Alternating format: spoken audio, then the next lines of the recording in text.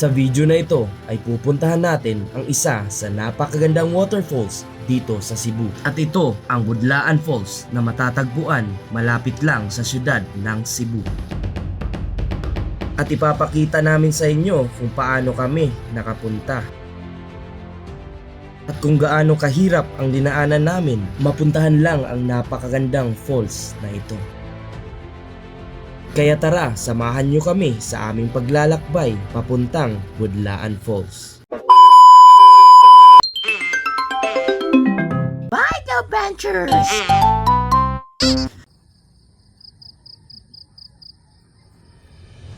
What's up mga baygaw? Panibagong araw, panibagong adventure na naman ang matutunghayan nyo sa video na ito. Kasama pala natin ngayon ang Team Merisi at sila ang mga kasama natin sa adventure na ito. Dito nga pala kami dumaan sa Trans Central Highway kasi sabi nila dito daw yung pinakamalapit papunta ng Budlaan Falls.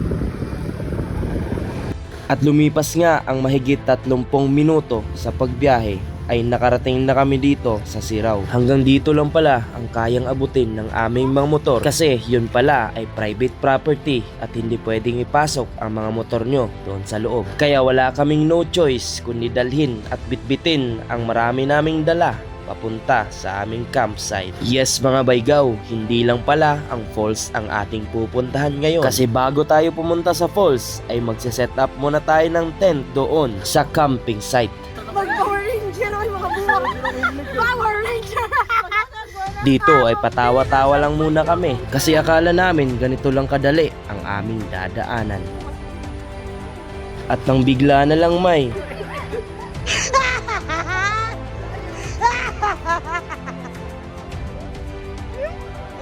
Bye, Go Ventures!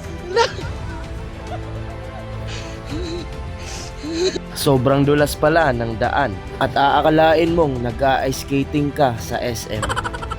At sa pagpapatuloy nga ng aming paglalakad ay biglang bumuhos ang ulan at malakas na hangin. Kaya kami ay sumilong muna dito sa gilid. At habang nagpapasilong nga ay may nakita yung isang kasama ko na isang wild cake. Kinuha niya ito, sayang naman daw. At nagpatuloy na nga kami sa aming paglalakad at hindi hadlang ang malakas na hangin at ulan upang ang falls lang ay mapuntahan. At nakarating na nga kami sa campsite at ito ang Mount Canirag Campsite.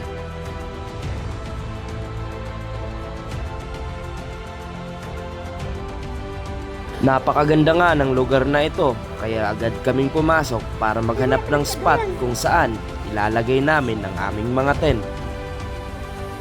Nakakita na nga kami ng spot at agad naming sinet up ang aming tent para naman ay makapunta na kami sa Budlaan Falls.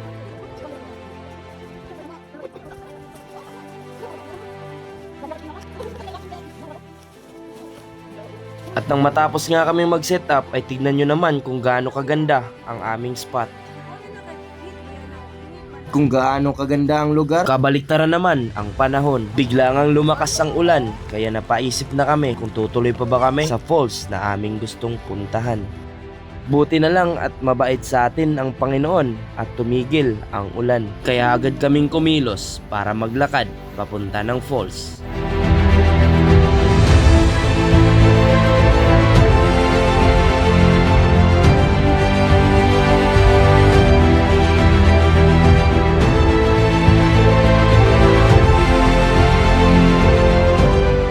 At dito na magsisimula ang pahirapang trail na aming dadaanan.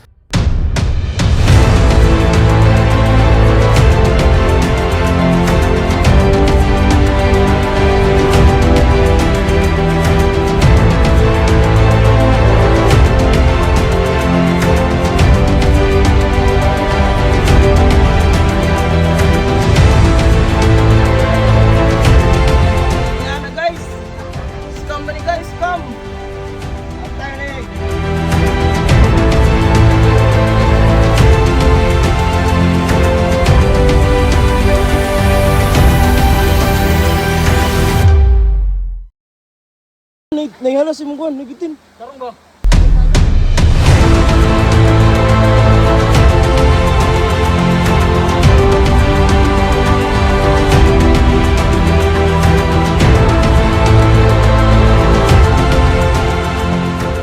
Makalipas nga ang mahabang lakaran at mahirap na trail na aming nadaanan ay sa wakas nakarating na kami sa Budlaan Falls.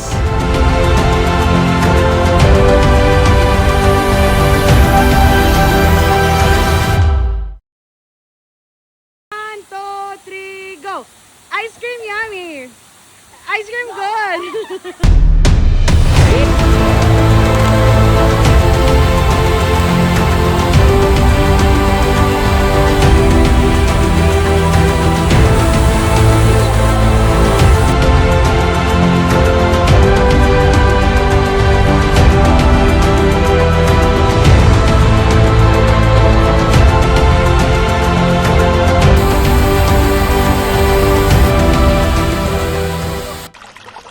At dito nga ay nakapagpasya na kami na bumalik na sa campsite dahil kami ay gutom na at gusto na rin naming magpahinga.